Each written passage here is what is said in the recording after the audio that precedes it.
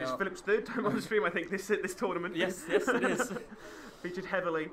And we've seen him...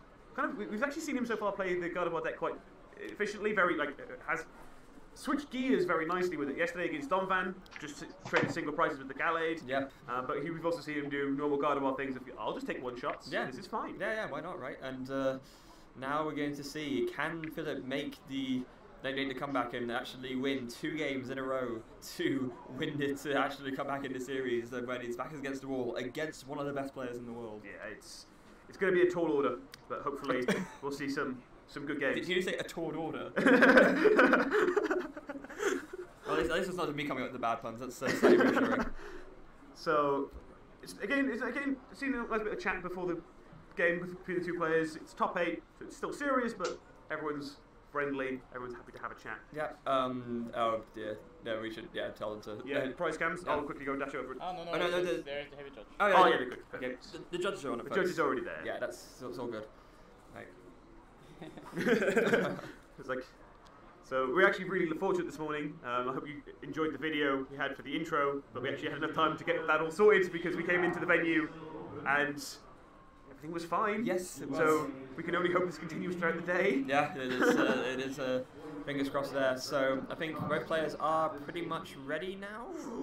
That's a lot of energy prize. That is a lot of energy prize. Yowza, that's 3 out of the. How many fairy does? I believe he was playing 9. 9. Okay, so not it was 8 or 9, so it's quite a lot of his fairy energy are a prize. Yeah, and meanwhile on towards side we see the prizes. 2 versus Seeker could be annoying, but and he's got his Oranguru prize as well, but nothing too absurdly difficult to work with. Also, we're just waiting on the deck lists to come through to us at the moment, but I can't remember exactly how many Shaman he's playing, so he might limit how quick he can go off first thing this morning. Most lists tend to play 2 or 3, so he should be okay. He should have at least 1, unless he starts with 1, of course. That could be bad.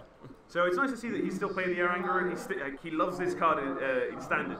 He maintains that it's probably one of the best cards in the Zoroark deck. It's nice to see that it's still included.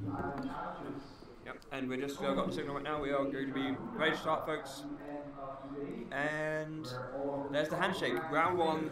So game 1 of the top 8 of the Pokemon TCG 2008 Stuttgart Regional Championships. And Philipp, of course, will be going first because he got a game loss. He can choose to go first in game 2. You don't have to flip a coin if you get a game loss. That'd be even more. That'd be okay. Right. So you have a game loss. Also, you're probably going second. So have fun with this. Yeah. Or not.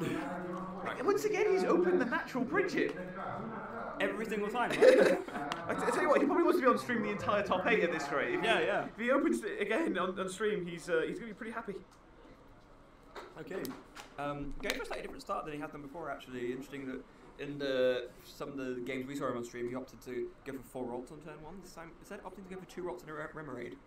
So I think he knows that up against the Zoroark deck is just going to draw so many hand cards, get to a ridiculous hand size, and just have outs to everything. You need to make sure that you can also go through your deck to keep finding your routes. Yeah, that makes sense. So with that, and I guess the other thing is he knows that he won't have any one of his Zoras KO'd turn 1, so that makes it a bit better as well. Especially with the Shaman start to Tord. Yeah. It means that at most it's probably going to be a Sky Return for another bit of chip damage. Yeah.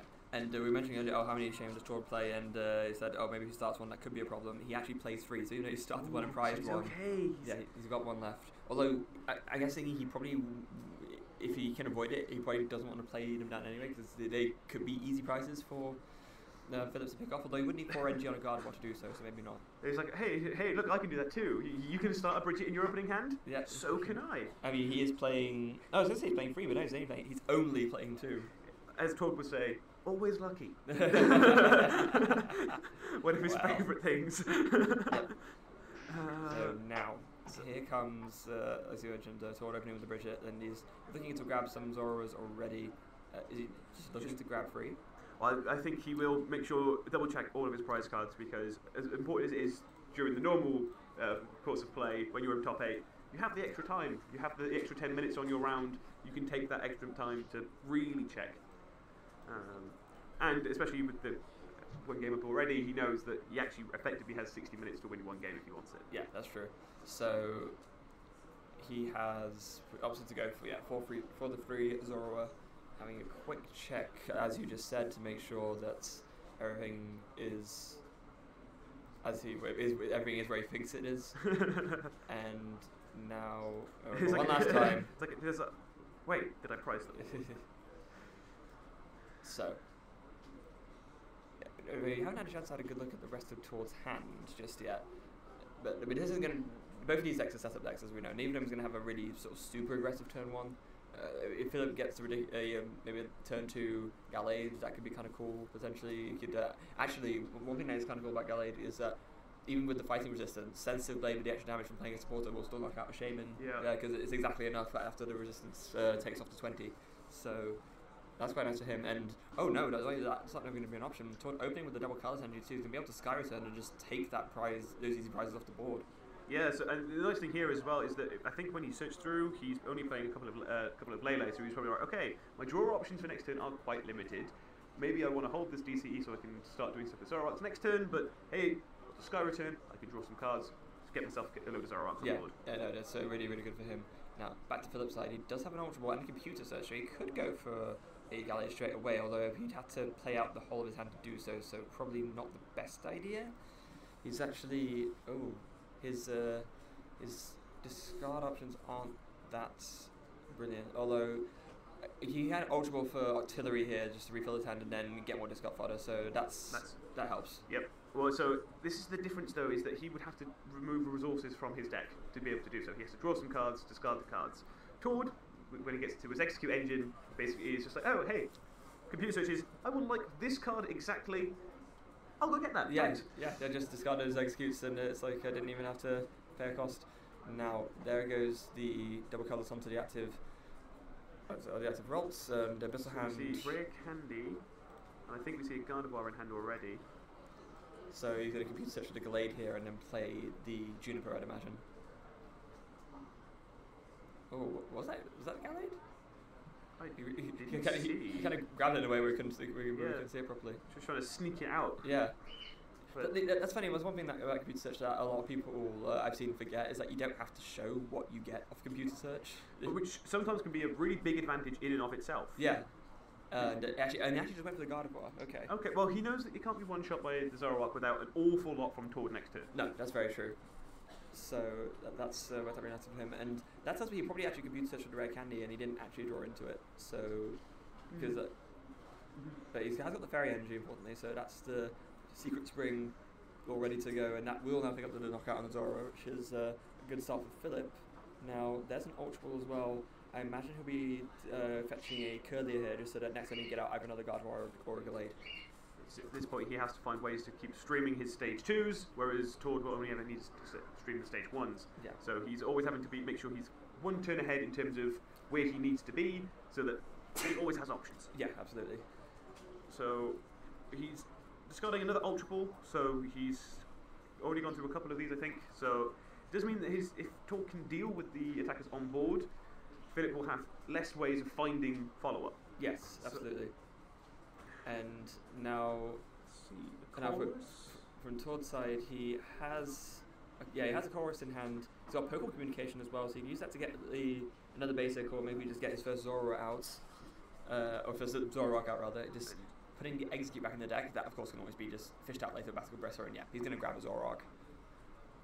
It's like, right, let's do this thing that he's so used to doing when he plays Zoroark, of draw a whole bunch of cards. Yes, absolutely, and let's face it, between his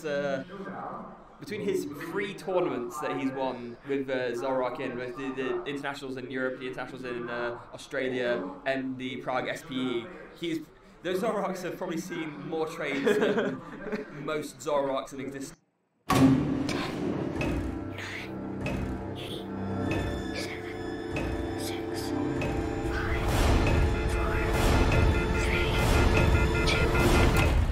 It's done.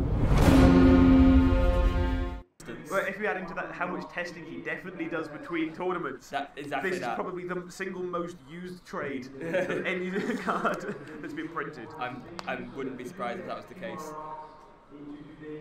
And it really shows, because Tord is someone who, no matter what the matchup is, he always seems to have a game plan.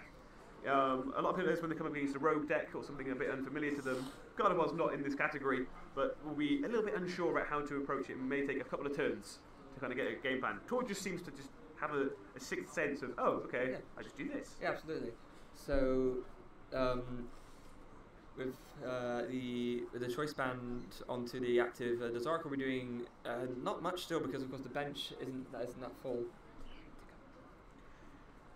And factoring in the resistance, the problem becomes even worse for him. It's actually only a small amount. It's basically he needs one extra Pokemon on bench at all times. So, so we see. I'm trying to see. I see a red card, a Chorus, a DCE. I see him. Toward Neko. Okay. Reaching for the knockout is ambitious. I'd say can't nigh actually do on. it. No, nigh on impossible. He has to somehow find a Professor Kukui and attach a second choice band. Wait, no, this isn't standard. What am I saying? So just goes for a Bridget this turn, so he can start boosting damage and consistently having ways of keeping his damage output high. I think that's for another 0 and 2 eggs. I think was his option. Looks like it. I wonder if he has access to Battle Compressor. Well, he hasn't prized anybody, so he must not have access to it in hand. No. But maybe he's going, right, look, this means that in the event that Philip manages to find a copy of the Parallel City that he's playing with the 2 copies, I can just discard my eggs and I'm fine. Yeah, absolutely. And then, he's actually getting some eggs off the Bridget, interestingly enough. Yeah, so I think he's just kind of going, look, if he finds the pseudo or the, well, he's not actually playing pseudo, but if he finds the Parallel City, my discards become far more straightforward. Yeah, no, definitely. Also, just notice there's the gold egg hit the field right there. So I was chatting with him in Prague, and he was like, yeah, so I was going through my bulk pile, and I found it looked like 15 executes, and then I found 2 golden eggs in my other bulk pile. We were like, why were there golden eggs in a bulk pile, Tord? It's like, well, it's expanded. No one plays expanded, right? Oh, Tord. He's and again, like, having spoken to him a couple of times this weekend, he was like, yeah, so before this I'd played maybe 5 games of expanded, and now I have gone up to maybe 50, which for a guy who tests so much, I was like, I find that hard to believe. I mean, I don't, because I know how he's really not that fussed about expanded. Yeah. But the thing that he said, which I didn't believe, was, I don't play much expanded, so I'm probably not going to do well. And it's like, Tord, come on. Like, we all knew this was going to happen. Like, yeah. don't act surprised. Yep. So he finds the battle compressor. So we did have 1 in hand. So what he's got now is he's managed to discard the other 2 eggs. So he's basically always able to fill his bench back up if he manages to remove a Parallel City or the Skyfield gets field blown away. Yeah. Now, here's an interesting question. So there's 5 on the bench currently. Gardevior's already been damaged by 30, so it's got 200 left. Is it? No, he can hit 210 maximum for resistance. So it's that's it. always going to be just outside of the KO range. That is very unfortunate. And does Tord realise this? He must do, right? I think so. But I think what he's done here is he's gone with the Oricorio. He can quite happily knock into this, and at any point in the game now, unless Philip finds his one-off max potion, he can just go, right, 10 damage. Let's go. Yeah, that makes sense. Although it does leave a player open potentially here for Philip. Is he's able to find what healing cards does Philip play? He plays exactly 1 max potion. So if he finds that, then that could be. Oh well, okay, that's not going to be. I was going to say that if he found that, then that could be. I could put Tord in a world of hurt, but it looks like he's just kind of given up on that and is just attaching the energy and attaching enough energy to get the KO. So he's just sort of committed to doing that instead. Well, the thing is I don't think there are any Pokemon in Philip's discard pile either to actually do the placement of damage counters. Yeah. So. I know that's true, but I just mean more from the sense of if. Because regardless of the Oricorio, Tord could just follow up with another Rice Beating next turn to knock out the Gardevoir. So if Philip was able to find a max potion, then that would have. And when he's on 200 damage already, that could have been pretty cool. I actually like the idea of following the Sky Return for the knockout. Yeah, Sky exactly, Return, promote one of the eggs, and that way it's a single prize when Philip takes it, unless he has a Guzma. Which can at least sort of help tilt a prize trade for Tord. He's already behind by 1. But there are now 3 Gardevoirs in play for Philip. This is the first time I think we've seen him hit multiple Gardevoirs on the stream. Yeah, I think you might be right. And it's quite interesting as well, because this sort of tells me that Philipp isn't actually that fussed about getting out Gallade, which is normally the strategy most people like to take against the Zoroark decks. But I think Philipp is just sort of thinking to himself that, yeah, no, you've already. That was. I think that was a secret spring. Yeah, in fact, it's. But maybe he didn't declare the secret spring. Yeah, he probably. I don't think he did, because it's just the way the other things came out in terms of the evolutions as well. Spring three times, right? Yeah, he has now. Yeah, so yeah. And he attached one extra. Yeah. Yeah, that's right. But apparently not. Yeah, so he's secret spring 3 times to the bench one and attached once to the active. So that was ordered attachment, so he can't play the DCE down this time. Oh, so that was correct. Okay, yeah. Right, yeah, that's fine. Cool. And down goes the Zoroark. Yes. So I think whilst in standard you normally favour Gallade because you get to take the one shots that way, here Gallade is one shot by Zoroark. In standard it's not. It never can be. So I think he's gone, look, Gardevior will survive a hit and take a KO. And as long as I can keep doing that, it's okay. We can keep pushing through. Yeah, absolutely. That makes sense. Now, like you just said, Connor, a really cool thing that Tord can do now is, if he has the double colourless, he can just attach that to the Shaman, do Sky Return, and still get the knockout, whilst again taking those 2 prizes off the board. Yeah, well, he actually needs him with no 2 prize knockout options for Philipp. Exactly. Which is actually a very nice position to be in right now. It is. But his hand looks a little awkward. It does. I don't see a double. Oh no, there's a double colourless in his hand. There's a red card too, so that's a nice hit. He will be able to, remove. So just cut down Philipp's hand size a little bit. But this, with the auxiliary already in play, means he just draws the extra cards anyway. So yeah. It's not as effective as it could be. This is why red card is often followed up with Hex in Expanded, Absolutely. just because you get to lock people out of more resources. That's true. There is a Field Blower as well to guard and choice spend onto the active. There's a double colourless and a Versus Hika, which will be for a Colress. It's a big Colress this time. Yeah, very big. That's going to be for 11 cards, if my math serves me correctly. Yes, 7 plus 4 is 11. Yep. So yeah, it's still quite it's quite early in the morning for doing all this maths. But hold on, you got to be careful, because if you say use the excuse of it like it's early in the morning and then we use the excuse of it's late, that means that the only time we're not allowed to excuse ourselves for doing bad maths is in like the middle of the day. Yeah, it's lunchtime. That's how it works. So we see the chorus, and the interesting thing here is he didn't really need to play the Field Blower. He doesn't get much value from the Field Blower. However, he also doesn't get much value from the Field Blower throughout the entire course of this matchup. So he's just like, right, I don't need this. Let's just get rid. Yeah, there's because he's going to be taking the KO anyway. But if the Field Blower, basically, whenever a choice band comes down for Philipp, it kind of will have already done its job. So removing it, it's just like I said, it's not the biggest value proposition that you can get out of a Field Blower. So may as well get the extra value of not having it in your deck so you don't draw it. Well, that's actually one of the big things about Field Blower in this format, is it means that certain cards you have to be more aggressive with. So with Choice Band and Floatstone, you get value from those as soon as you play them down. Whereas cards like Eighth of Paradise, I know that was played with Bulu a little bit when it first came out. People were like, "Oh, it's great! You just take less damage as a kid, but your opponent just Field Blows it away. Yeah. And you get nothing." Yeah, I'm a really proactive. Yeah, I'm really not a fan of stadiums exactly like that. Of like Even Paradise Conservation Area or Altar of the Sun is another one. Yep. Stadiums that have to rely on your opponent not being able to deal with them in order to get any value at all. Whereas with stuff like Brooklet Hill, even if it's down only for one turn, it's still done something. It's good. Yeah, it's good. Well, it's basically a nest ball in that situation. Yeah. So it's like, okay, cool. I could play 5 nest ball in my deck, at least if I wanted to. Like, it's easy. Yeah, and some of them nest balls which work under item block as well. Yeah. So it's one of those things where having to think about cards when you're deck building is like, well, is this card proactive or kind of reactive, and which do we need to be in a certain position? Yeah, Tropical Beach is another one. Like if it takes longer, great.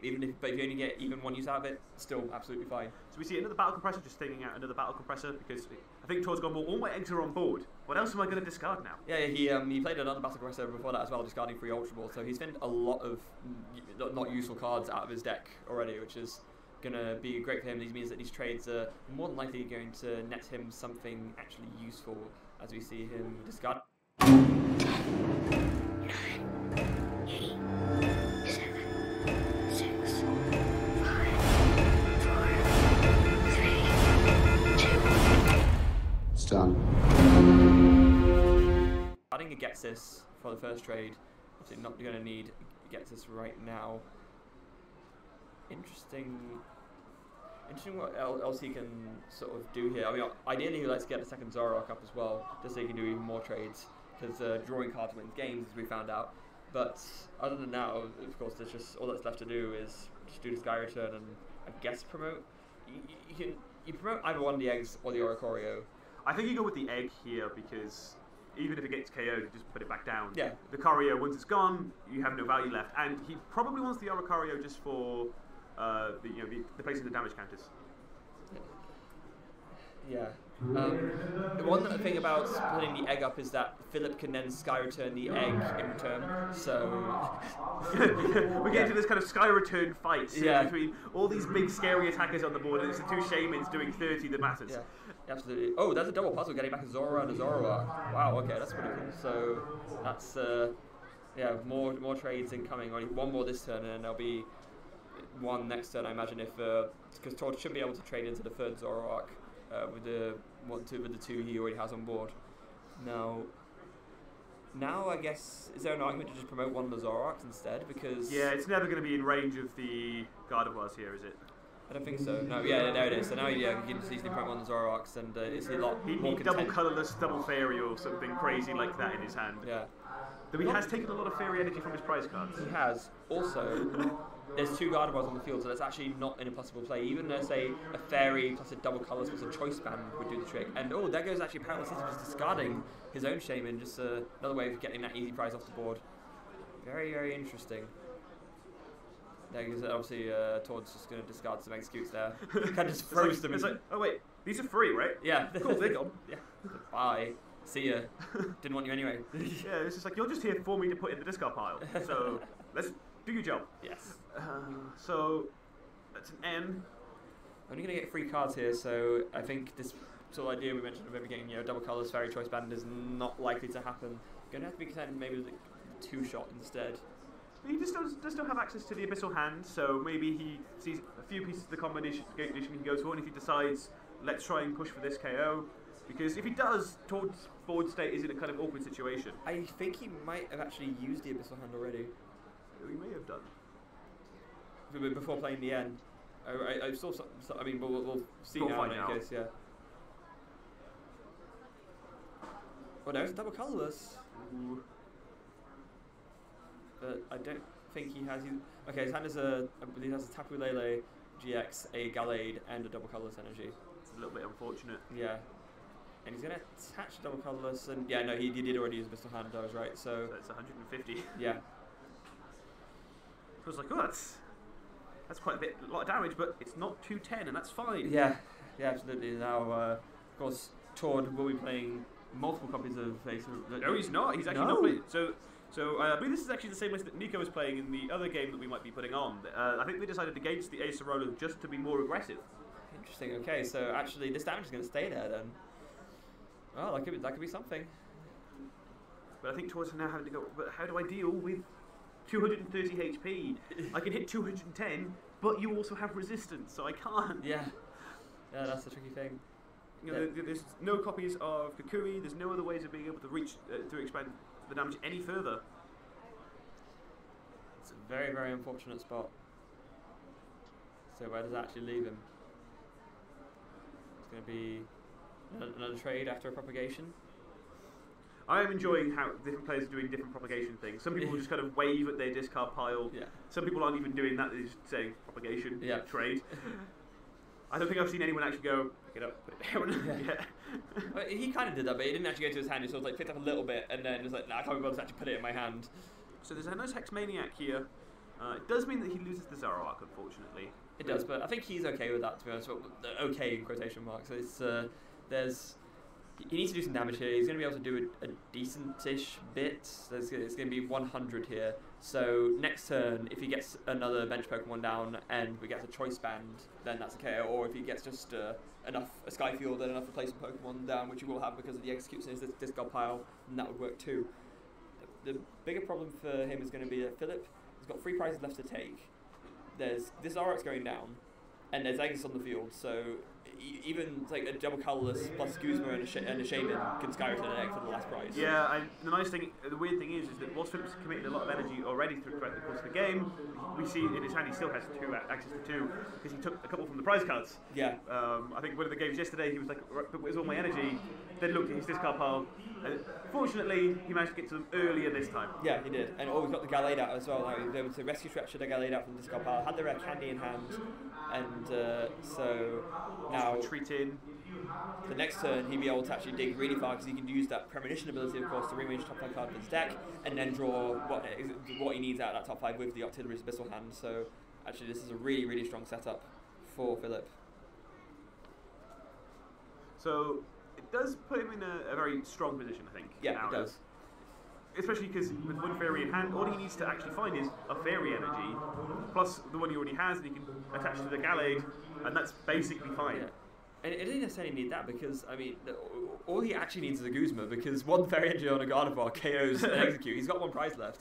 This game has just turned into can Philipp find a Guzma, and if you can't, then, well, I find that extremely unlikely given how little cards how many cards he's already been through, his current setup, and just the fact he has access to Gallade and Octillery combined. I just don't see him missing it next turn. That's something that I found really different with the expanded format this weekend, is people go through their decks so much quicker. With access to things like Battle Compressor to fit multiple cards, Coral Rest to just draw a bunch, Shaman just to go, right, cool, just draw 6 cards when I have a chance. Deck sizes become very thin very quickly. Yes, it absolutely has. That is the thing. So now, what do we even have? We have a Tord left with 1 Zoroark and a Zora on the bench, 2 eggs and an Oricorio. The Oricorio is not going to be doing anything meaningful anytime soon. There's not enough Pokemon in Philipp's discard pile to, make that a worthwhile thing. There is a computer search in Tord's hand, so using the propagation on the 2 eggs in his discard pile, he can discard those with the computer search and grab whatever he wants to the rest of his deck. But is it anything he can actually grab that will bring him back into this game? There is a Skyfield, but that won't KO a fresh Gardevoir. And even if he KOs a Gardevoir on the bench with a Guzma or something, that Gardevoir with 1 energy just is 1 Guzma away from carrying an egg for the last prize. And even if he can't find the Guzma, he's like 1 energy from KOing basically everything or like 1 or 2 attachments away from KOing literally everything other than the Gardevoir. So he's the Zoroark even. Yeah. So he's probably pretty happy. Yeah. Even this red card is drawing 4 cards. Philipp just doesn't really even mind because he's an energy or a Guzma, right? Yeah. Just Guzma. It's because you need a lot of energy to KO the Zoroark, assuming it stays active, which it definitely will, because it's the hardest thing that Tord has to KO. But no, the game state has been reduced to a point where it's going to be very, very hard for Tord to actually win this. Now he's got a Tapu Lele and he's got a Guzma of his own, which is fetching off that Wonder Tag. So this tells me he's probably just going to be targeting down that Gardevoir with the Multiple Engine KO. But I think he's got a VS. No, the Guzma, he just got it off the Tapu Lele, it's a full art. Oh, no, the one for Philipp. Oh, for Philipp, okay, right. So I don't see it in his hand for next turn. Maybe the best play for Tord here is to actually KO the Octillery, because then Philipp can't draw more cards. That could be another line as well. But then Philipp could just come in with the Gardevoir and just attach a bunch of energy and get the KO that way. So it's like, so what do you actually do here either way? Is that a Hex Maniac? It was. That's another option as well. Could play the Skyfield, bench a bunch of stuff, then play the Hex Maniac, and just go for the 2-shot on the Gardevoir and hope, pray. Hope that one of those cards from the red card is not Guzma. No. So there's the Hex Maniac. Rise to Beating will be doing 160 damage after the resistance is taken off. Does Philipp have the Guzma? He draws a card. Double colorless. Oh, he doesn't even do that. He just play. Okay, he's got double colorless and Seeker, so he can just play literally any supporter. Guzma works too. And then he just. So it's like, yep. You had the VS Seeker and the Guzma and discard. Yeah. So Sensitive Blade will pick up the last prize, and Philipp will take game 2, which is impressive feat. Coming in 1 game down against top player and going, it's fine. Gardevoir does Gardevoir things sometimes. Yeah, exactly. That was just a real good demonstration of the power the Gardevoir deck has when it gets set up properly. So this does mean that we will be carrying on with this game, and we will not be featuring the other match like we thought maybe happening. So yeah, we're going to see a full. It's not full 3 games. Obviously. 10, 9, 8, 7, 6, 5, 4, 3, 2, 1. Done. get to see a full match play out here, folks. Yeah, which is actually really nice because it's always unfortunate to have the game loss penalties, and it's always kind of nice to be able to go, yeah, but we'll still get something competitive out of this. You know, the worst thing in the world is, especially because you're playing a stage 2 deck, having stage 2 deck problems occasionally. That happens. Yeah, exactly. So we managed to avoid that for this game. Hopefully we avoid it for the next game, and we can see another really interesting back and forth. We've it's actually interesting that in standard the Zoroark deck, like, you have to tech your to beat in Gardevior. You have to play the extra galleys.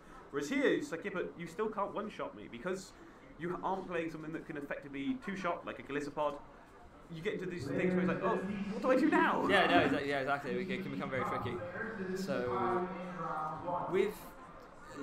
talking to someone yesterday, he said something quite interesting, that basically, whenever he won the coin flip, and he said he won almost all of them, he won. So, his summary on Zoroark Execute is, if I win the coin flip, then I win the game. Well, so, I think the same way you approach the Guardi matchup, or most matchups with Zoroark, when they are stage 2, is you have time, if you go first, to hunt down their basics, their low HP basics, and just run them out of the game.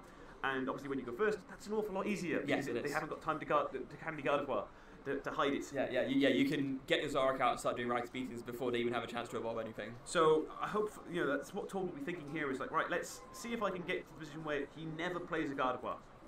Can we basically stop him from getting set up because I can set up quicker? Yes, that's pretty much exactly what he's going to be thinking of here. And we know that, as we already mentioned before, Tor is an experienced enough player to have that sort of game plan in mind already. Even if he's not thinking maybe exactly that, he will be thinking of like something, and you'll have a very specific idea in mind of how he's actually going to achieve his. He's a very experienced player, but maybe he tests a little too often. Because I think every time I've been online on PTCGO for the last 6 months, Tor's on, and he was complaining recently that he bought a new game before going to the Oceania Internationals to play on the flight, and hasn't opened it yet. When that was before. Yes, this is back in February. He's bought a new game back in February, and he still hasn't opened it because he's like, I'm just too busy testing. I'm like, you can choose when you test. It's not you don't have to test. He's like, yeah, but I like testing. Now that, kids, is dedication. That's how you get to this level. That is how you get to this level. So the judges are just gonna place out the price cards right now. As you can see, they want to make sure that everything's placed properly, just so that we can actually see it. That camera window is a bit small, I guess. So yeah, it's a little bit awkward to kind of make sure everything's fit, that will fit. So, I'd be very interested to see what's Tor actually started with. There's the handshake. We are off into game 3, and it's the next start. Oh dear. Especially against the Tapu Lele. Actually, is that something we missed on our bingo sheet? It's like a Hypnotoxic Laser, KOs, and Execute turn 1. I don't think we put that on, did we? We should have done. We haven't seen Laser Bank at all, which is a shame, because I love me some Laser Bank. Are you okay? Are you feeling well? Can we call the doctor? I play Sable Guard when I play Expanded. So you definitely see.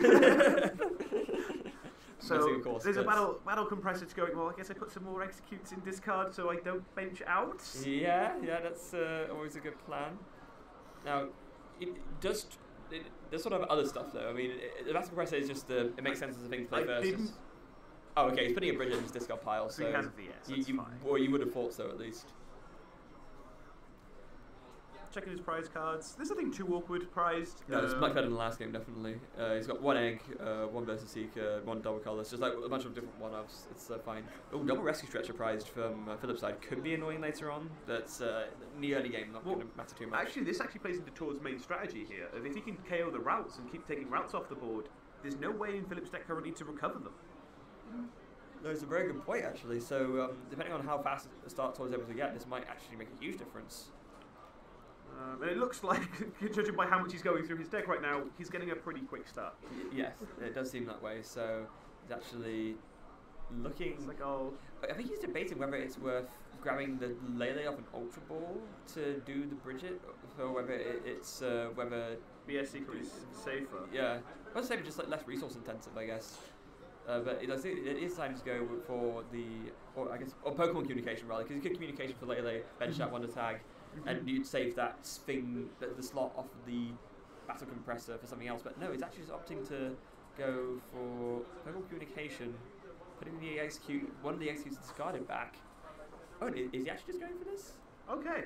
Well, I think so. I think his problem was when he counted his VS Seekers in deck, he would have realised one was prized. Yeah. And spending another one to bridge it turn 1 may not have been too effective. And this is actually quite clever. So what he's done here is essentially he's been able to thin out 2 Bridgets from his deck by doing this. So he's discarded one off the compressor, and then he's got a second one out with the communication for the Lele. So he's actually already thinned 2 useless cards out of his deck, because drawing the Bridget later on isn't that great, but drawing an Execute later on is a bit better, because that's still a Pokemon you can bench. Yeah, though I think Todd would disagree that Bridget is a useless card late game, because he goes, I just trade it away. That's true. It's it is nice in the standard that you play multiple copies. It's just one card where you don't even have to like think for a millisecond. And most of the time, whether you want to, whether it's like, okay, I would like to trade this turn. I'm holding a Bridget. Good. Yeah, just easy. 2 cards. Let's go. Yeah. So now there's 3 Zoros out, and Todd Start is looking very, very strong indeed. Really just be content with a pass here. There's an energy which he could commit, and he does opt to do that. I think he's fairly confident at this point that he knows his opponent's list, and of course we know that Philipp is not playing Enhanced Hammer, and I imagine that Todd will be paying enough attention to sort of see that as well. Well, especially because Philipp was on stream a couple of times yesterday, and I'm sure all the top players, who are good friends, will chat with each other, like over in the evening between day 1 and day 2, going. So did you guys run into any like particular matchups from top 8? Yeah. Like it's just kind of the size of the community of just kind of like having chats and kind of going, right, what are we up against? Yeah. And in case you just didn't overhear the announcement there, so it seems like Brennan from the Netherlands has just won the senior division Oh, for the very Trading nice. Card Game Regionals. So very much nice. congratulations to him, and commiserations to Logan Madden, who will have become second in that. A great finish nonetheless. Second place is still amazing. Yeah, especially because it's expanded. It's a format that not many people have that much experience in. So to come in, kind of into a different format to usual and still go all the way to the final is always a huge achievement. Yeah, absolutely. So well done to both of those players. Now back into the Masters division, we've got a double colourless attached to the Tapu Lele onto the active, and then just a Colress. So that's not the brilliant start. He has got a Rolps off the Colress, but it doesn't look like he's got much else. No, and this. Oh, he has the Arcario as well. Yeah, and Energy Drive does get the KO on the Execute. So that's fine. That's a prize card. But now Todd has to decide. Do I think I can get the Guzma and the Zoroark? If I get this, we don't promote the one with energy. Yeah. Because we can just go, right, let's get rid of our routes. Yeah. We don't care about this Lele. How confident do you feel? Oh, that's a Zoroark. He's probably going, well, I should have done that instead. Oh no, he had on his hand already. I think maybe he's thinking, if I see a Guzma, I can find another energy as well. Yeah, I and think then that might be his plan. It's or maybe he's actually more content just carrying a Tapu Lele. Oh no, he doesn't. Trading away the Hex, okay. I thought he was playing the Hex for a second. I was very confused. It's like, can you imagine? It's like, play Hex. No, I mean trade. Oh. But it's always actually something a little bit tricky when you're trading. You have to put it straight in the discard, not just go put it down and say I'm trading this away. Yeah. Well, something that some players like to do is that they'll actually sort of hover the card over the Zoroark itself, so it's an indication that trade, and then this is the thing I'm doing with this to do. There's all sorts of ways of tracking how many trades you've used as Yeah. well, of like tapping the Zoroark like you would in Magic, turning it sideways, Yeah. using coins. I think on more than one occasion I've used upside down poison and burn markers. To That's indicate basically mine. yeah. Just to make sure the board state's really nice and clear. Yeah. Oh, that's an Ultra Ball. It's got a plethora of discard options, including Many eggs. many eggs, and the Oranguru. Oh no, Todd, you're discarding your favourite card. How could you? I think he's gone here. Oh wait, I'm not against Mill. Because in Standard, he loves the Oranguru for these Zoroark mirrors. Because basically he feels if you play the Oranguru and your opponent doesn't, you win the Zoroark mirror. Here, he's probably gone, well, it's not so useful against the Zoroark decks here because they are all playing Guru, as far as I can tell. Yeah. And with the eggs, it's basically impossible to deck out anyway. Yeah. There is Tapu Lele for a Chorus, so yeah, it does look like Todd is going to be more content just carrying this Tapu Lele here. Well, with the slow turn from Philipp, he benched the routes very quickly off the Chorus, but he hesitated over the Arcario, which is probably telling Todd his hand might not be great. No, that's true as well, and that's probably what factored into making that decision. Or he just doesn't have the other energy. Yeah, that's true. So, Chorus for... Well, it's basically a Sycamore. 4 more brake jobs. 3 more classes to teach. 2 more yards. Help. Low battery? Grab a 5-hour energy and get back to 100%. I'm back. I'm back to 100%. 5-hour energy. Get back to 100%. But without having to discard any cards. Yeah, but yeah, at this point, yes, he gets shuffled his hand in instead, and with the 5 Pokemon on towards the side of the bench and Philip's 2, he will get to draw 7. Decent. Perfect cut. Now, he's not got the KO yet. He would need a Skyfield, 1 more bench Pokemon, and a Choice Band to get it, or a Skyfield and 3 bench Pokemon. But I think he has enough eggs in discard that Skyfield should be fine. And he has seen it actually, so yeah, he's got the KO. This is him going, I'll make some space. Yes. There is Skyfield. He's rearranging a Pokemon, and has he got the Choice Band too? I think he has. I think he has hit it all. Yes. He's got the Zoroark to bench as well, so there could be an argument if he has the Choice Band to not bench the eggs if he doesn't need to, but maybe he wants to save the Choice Band for later. I think that might be his thinking here is, look, at some point I'm going to need this extra 30, but right now I can find it another way. Yeah. Also, actually, looking at his hand again, I think that's not a Choice Band, that's a red card. that would explain it. Of course, before he does any of that, they will use the Ultra Ball after doing a double propagation.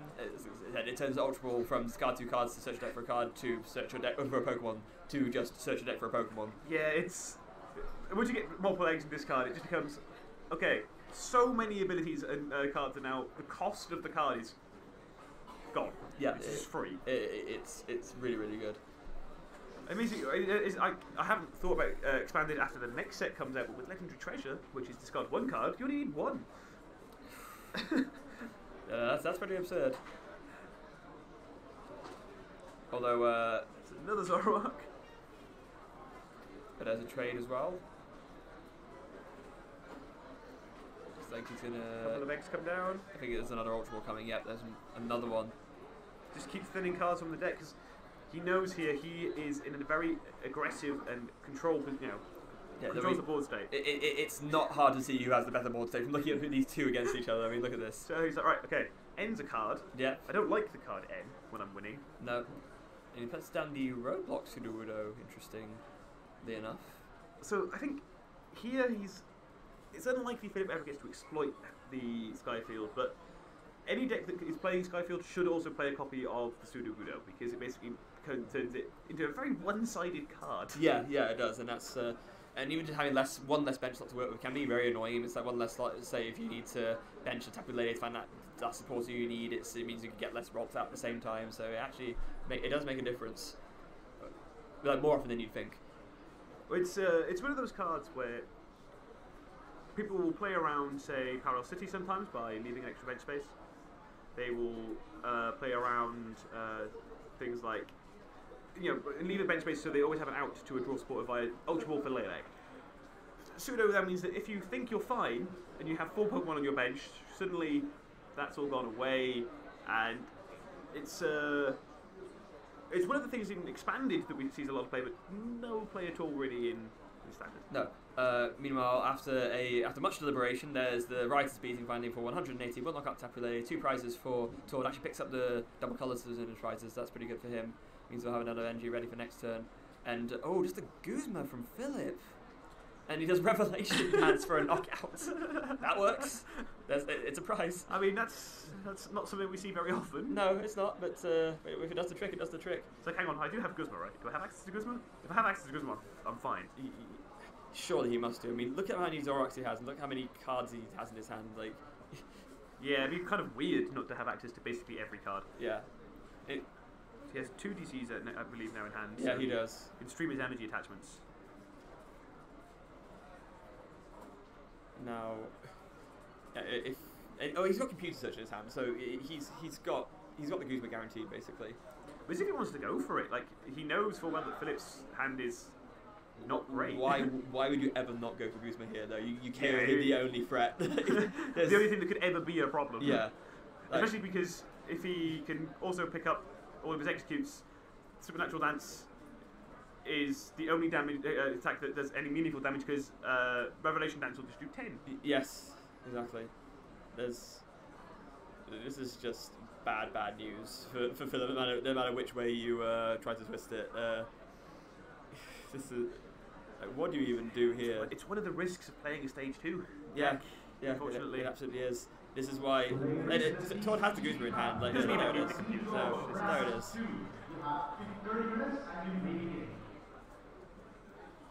You know, as soon as you play a stage 2 deck, you are putting yourself at risk of just not being able to find cards, just having these slightly slower starts, and Tord having, I think, the polar opposite of a slow start. Yeah, no, definitely so.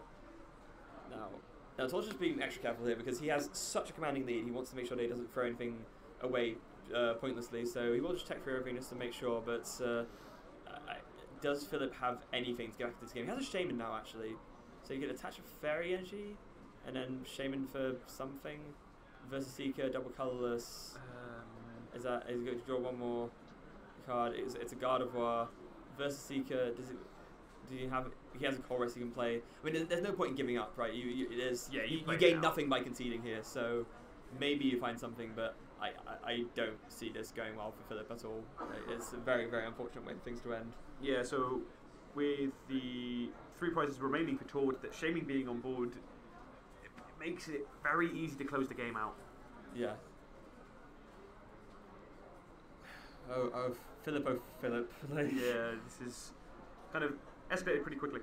Yes. 1 second. Sorry, I want to ask us about something. There is now 8 drawn off the chorus. And now Robs goes down, but it's too little too late at this point, I think. There's a field blow as well as guarding the Skyfield and a choice band. So, yeah, Tord can even just make it even harder for Philipp to come back by just taking off the easy prizes. One more has to go. Yes, no, it was going to be the Shaman. Yeah. Why would it ever not be? It's okay, this is 2 prize cards. Yeah. No, let's not have those. No, exactly. And now it should be 5 Pokemon, I believe. So still not even enough to KO that Zoro on the bench. Unreal. the decision of where to put this 5 is still kind of relevant. But I had to split it because you want to be able to make sure that if you do get into a Gallade, like he now has the 150, he can hit with the Gallade into the Lele. Philipp does only have 4 prize cards remaining. Yeah, that's true. Iteration. It's very he's been able to take 2 prizes. It's like because he's just been able to KO and execute with Revelation Dance, and then I can't remember what it was. Another Eggy KO, wasn't it? Yeah, with the Tapu Lele's Energy Drive. Yeah, that was it.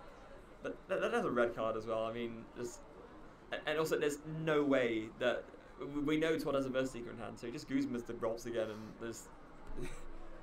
What do you even say when you have a game like this? Like, yeah, it gets into a position now where it's just like, okay, Todd's like, right, make sure we've really played around N.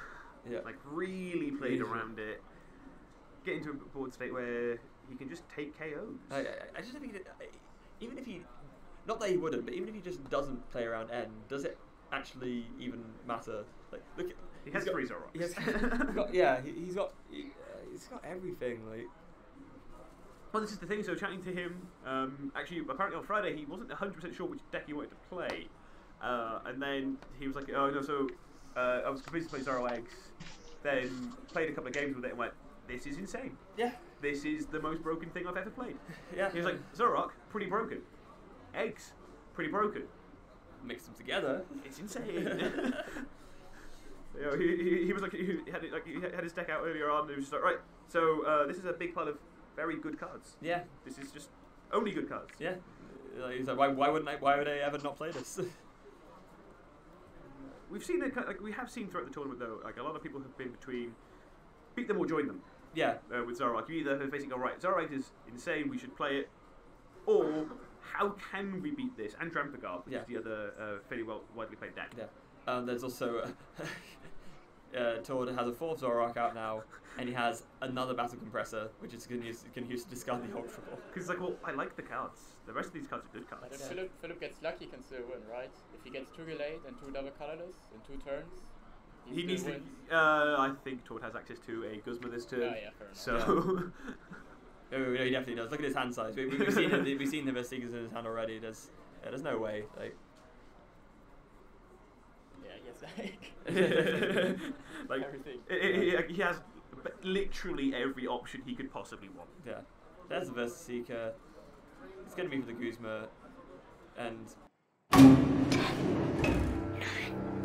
8, 7, 6, 5, 4, 3, 2. It's done. yeah, probably. But then it's like, yep, that's gonna hurt me. Thanks, Yeah. guys. Completely just I was gonna say unnecessary, but no. Obviously, if you're in a position to take the optimal win, even if you're in a commanding lead, you do that because you don't want to throw something away and then have a head slap moment afterwards. Yeah, it's even if you're in a really dominant board state, it's keeping in that board state. Yeah. You switch from being aggressive now to actually, how do we make sure my opponent can't make a comeback? Philip didn't even have an N. It's over. I don't like being negative, like 100% certain on a game like this. But Pretty sure Toad's holding double puzzle. yeah, double puzzle. It's over. There's no way. Like, if Philip doesn't sky return this turn, it's over. He has to sky return and bench something. Exactly. Otherwise, it's really over. Yeah. He's got a computer search.